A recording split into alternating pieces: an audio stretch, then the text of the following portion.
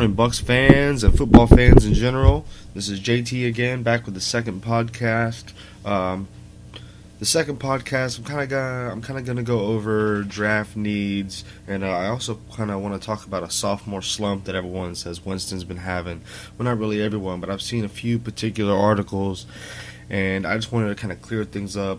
Maybe bring some numbers into the situation and make this look a little bit more like, we had a good season, we just had a tough break, and, we were almost there at the end. So I wrote a little article here. I want to try to read a few things for you. Even though he put up close to the same stats he had with more wins and without a running game on top of constant injuries, Winston still had a pretty good season. As a matter of fact, the teams the Bucks face this year all in the top 5 offensive and defensive categories, with some even being in the top 10. And here are a few examples. Number 1 offense in the league was the New Orleans Saints. We played them twice. The number 2 offense was the Atlanta Falcons. Played them twice. Number 5 was Dallas Cowboys. Number 6 was Oakland Raiders. We narrowly lost to the Raiders, even though they pretty much gave us that game. I'm really proud the way we fought against Dallas. We only lost 28-21 to one of the best teams in the league. Now, as far as defenses go, Arizona has the number 2 overall defense, and we really messed the bed on that one. Denver Broncos number 4. Jameis Winston threw some awful interceptions. That wasn't his best game, but against the number 5 defense was the Seattle Seahawks, and you all know how we dominated that game. Now, out of these games, the Bucks went 3-6, and the key to all these games was the absence of the running game this year and the threat outside other than Mike Evans. In 2015, the Bucks were number 5 in the league in rushing. We averaged 135 yards per game, with 20 runs of 20-plus yards and 5 runs of 40-plus yards.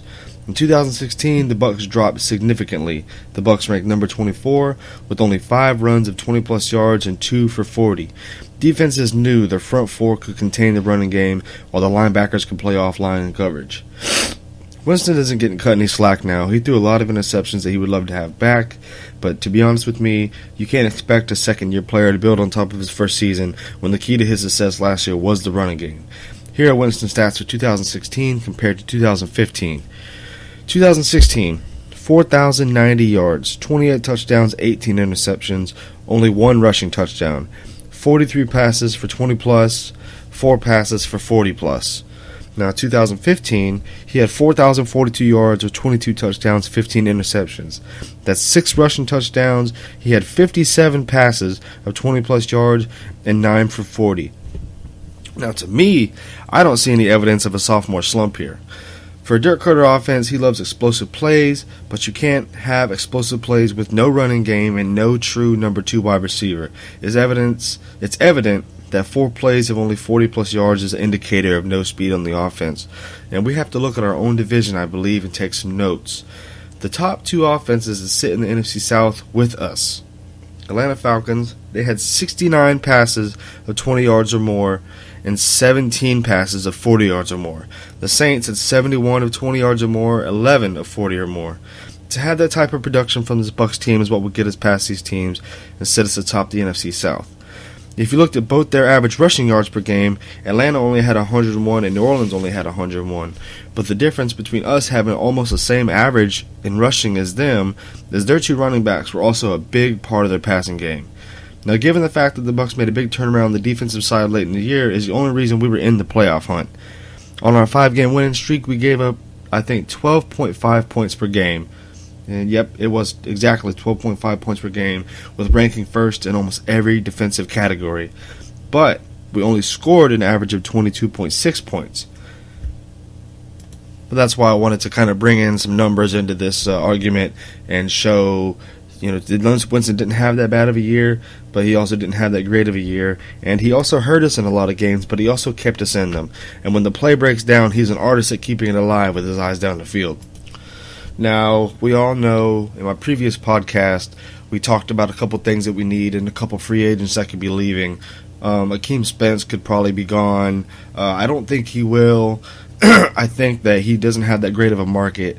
I do believe he's going to stay with the Bucks, and I wish he does because we need a lot of defensive tackle depth. And this year's class isn't great in defensive tackle depth. It has 3 or 4 solid players that I believe can contribute. And the first one is Malik McDowell. And he's perhaps the biggest name on here that could be a first rounder outside of Jonathan Allen. He plays defensive end and defensive tackle. And Malik's production got better throughout his 3-year career. His 2016 season took a dip, but he is still a force to game plan for.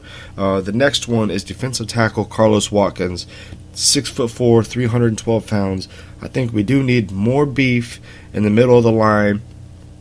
And there's a pipeline from Clemson's D-line to the NFL. He's a big part of their success. Didn't have a high motor in the smaller school games that I watched, but big game lights, he played lights out. Pair him with Jay Hayes, I'm sure he can get the best out of him. The next one is Caleb Brantley. I did a little bit more film work on him. He's smaller, a more compact defensive tackle. He's got very active hands. He often got double teamed. If he had another defensive tackle next to him, he could eat. He has a good bull rush. Production isn't there, but there is potential. Now, also, the wide receivers is another thing that I wanted to look at. We all know the Bucs are going to get some type of weapons for Winston, whether it be a tight end or it be a wide receiver. Obviously, the Bucs want players who can stretch the field to pair with Mike Evans. Like I said earlier, this is a deep wide receiver class with a few burners I think the Bucs could possibly target. The first being John Ross. He's 5'11", 190 pounds. His NFL comparison to me is no doubt Deshaun Jackson. He played defense when he first got to college and also returned kicks, so that could be a plus for us. He made the switch and hasn't looked back. He finished last year with 81 catches for 1,150 yards and 17 touchdowns. And there's always going to be a knock on a player for a lack of size, but the NFL is full of undersized, talented contributors. The next player is D.D. Westbrook. I'm not sure he's going to go in the first round. He might be there in the second round. He's a very small player. Matter of fact, he's only 5'11", 175 pounds, but 80 receptions for 1,500 yards and 17 touchdowns, and he's almost a John Ross similar player. Again, he'll have to gain some weight in the NFL. I believe he put on a show in college, earning Big 12 Offensive Player of the Year and the Blitnikoff Trophy for Nation's Best Wide Receiver. People love the wide receiver from Western Michigan named Corey Davis, but I don't believe he makes it to the Bucs. I think he's going to be gone.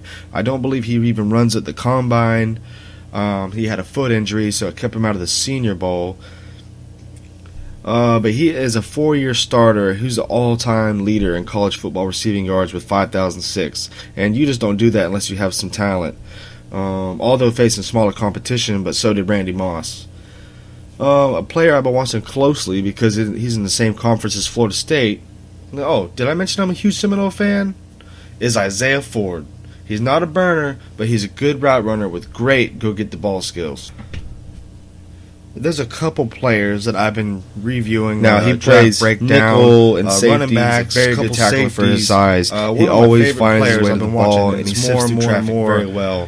His starting to love him is Buda Baker off the film really well, and also I believe the Bucs have Javian Elliott, who's an undrafted player. There could be some competition there. I do believe we still need safety more than anything, but Buda Baker does have safety ability. I've seen him play safety. I watched the Stanford game, the Arizona State game. He played very well there, but he's more of a playmaker in the nickel and slot role, and you can't pass up playmakers like that. A couple of day 2 running backs I was looking at, because obviously I don't think we're going to pick a running back in day 1. I don't see it happening unless Dalvin Cook falls right in our lap.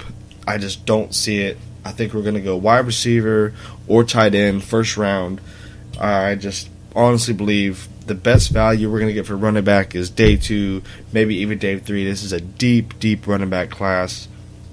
You have guys like Kareem Hunt, you have Samaje Perine, you have Marlon Mack, you have Jamal Williams from BYU. I mean, this is a deep class. Marlon Mack is one of the players that I watch. He's got very fluid hips, smooth runner. He makes his mind up where he's going pretty fast, but also can change direction just as fast. Kareem Hunt is another guy that I really, really like. He played at the Senior Bowl. He also said that he likes the Bucs. He would love to be drafted by the Bucs. He likes Jameis Winston. He likes Dirk Koetter's offense. He's a very, very, very productive player. He didn't get to catch the ball out of the backfield as much, but the games that he did catch the ball, he caught it very well. He showed a good anticipation of where he's going to stop, start, he's going to go, he's going to catch, he's going to take off. He finds the hole very fast. Now, Samaje Perine, he's not going to be the fastest running player. He might run 4.5, 4.6. He reminds me of Jonathan Stewart.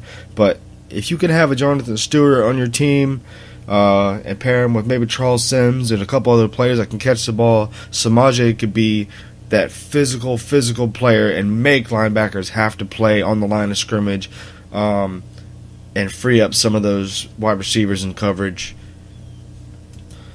Now, a player who Scott Reynolds loves, and I hadn't really given him much thought, is Christian McCaffrey. This guy is an ultimate playmaker. He plays running back.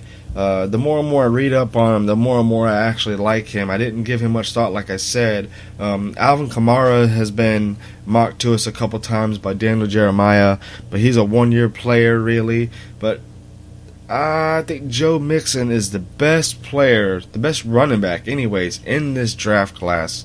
He has the best talent, but obviously the off-the-field stuff and plus the video, he might have been able to be drafted if that video had never been surfaced. It was almost like the Ray Rice situation. As soon as people found out that he punched a woman, he was going through it. He got suspended some games. But as soon as the video comes out, that is pretty much a nail in the coffin. I don't think he's even touchable. A couple other guys that we could target in day 2, day 3. Wayne Gallman from Clemson. He's 6 foot, 215 pounds. He's a hard runner. He's shown some niftiness in the pocket. He's a very good blocker. Now, what's going to help all these running backs in the league is being good in pass protection. And I believe that the best players that would be good in pass protection would be Samaje Perine, Marlon Mack, and Alvin Kamara.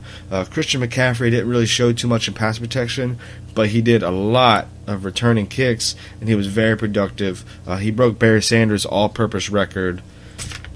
Now, the other two running backs is Dalvin Cook and Leonard Fournette, and I just don't think they're going to be there. We picked 19, and they're definitely not going to be there in the second round. No way, unless one of them just blows their knee out at the combine. I don't see them ever even leaving the top 15. But I think that's going to do it for this podcast. I think I hit a lot of topics. I'm not really trying to have the longer podcasts until maybe the season gets around, or maybe once we get closer to free agency and we have a little bit more to talk about. Training camp, we're going to start doing some longer podcasts. Then we're going to get into game previews, game reviews, and I can't wait to really get started with that. I'm just trying to get my feet wet here. I'm going to do a little more film study on a couple other players, so if I find a few more that I think are worth mentioning, I will bring it up, and we might have one more podcast. But thanks for listening. Subscribe, share, download, and tell your friends, and I'll talk to you guys later.